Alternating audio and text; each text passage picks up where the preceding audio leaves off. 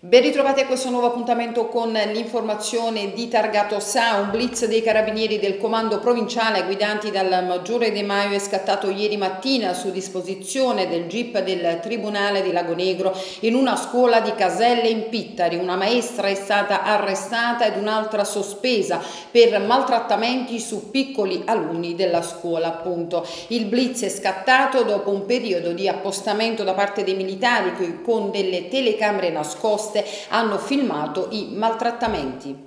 E paura questa mattina per un incendio divampato intorno alle 9 in uno spazio adibito ad autodemolizione in frazione Galdo a Campagna. A preoccupare soprattutto la presenza nelle vicinanze di un plesso scolastico che è stato fatto immediatamente evacuare. Sul posto sono intervenuti i vigili del fuoco, la polizia municipale di Campagna ed i carabinieri della locale stazione. La situazione, per fortuna, grazie all'intervento tempestivo dei caschi rossi, è ormai sotto controllo. Non si registrano feriti, solo danni materiali.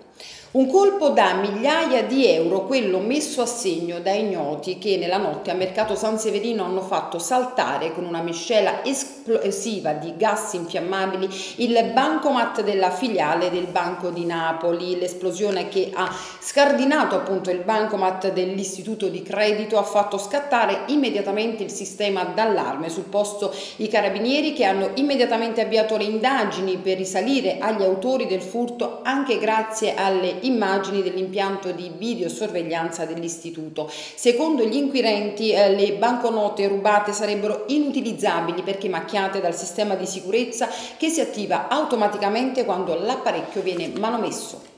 E il giudice dell'udienza preliminare Emiliana Ascoli ha rinviato a giudizio l'ex sindaco di Battipaglia Giovanni Santomauro e altre 14 persone per abuso d'ufficio e falso. Santomauro deve rispondere anche di 2 episodi di concussione sessuale nei confronti di 2 donne, una italiana ed una straniera.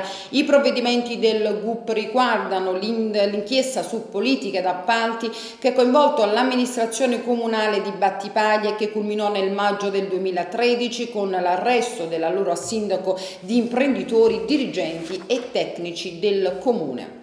I militari della compagnia di Eboli, diretti dal capitano Alessandro Cisternino, hanno arrestato per tentato omicidio e lesioni un 40enne di Altavilla Silentina. L'uomo, in preda ad uno stato d'ira scaturito per futili motivi dopo essersi messo alla guida del suo trattore, ha tentato a velocità sostenuta di investire il comandante della locale stazione, il maresciallo Massimiliano Mira, ed il suo vice, il maresciallo Pierpaolo Coppola, intervenuti per calmarlo, i quali per evitare di essere schiacciati dall'enorme mezzo agricolo sono stati costretti a lanciarsi nel canale che costeggia lo stradone. Nella folle corsa l'uomo, che ha rischiato di investire anche la propria madre, accorsa sul posto unitamente ai militari, ha inseguito anche un altro agricoltore rimasto illeso per essersi riparato sotto un traliccio dell'alta tensione. L'immediato intervento dei 2 marescialli ha consentito di bloccare l'uomo al termine di un ulteriore inseguimento a piedi terminato con una violenta colluttazione. L'arrestato è stato associato al carcere di Salerno. Ed era questa l'ultima notizia del nostro telegiornale. Grazie per la cortese attenzione e appuntamento alle prossime edizioni.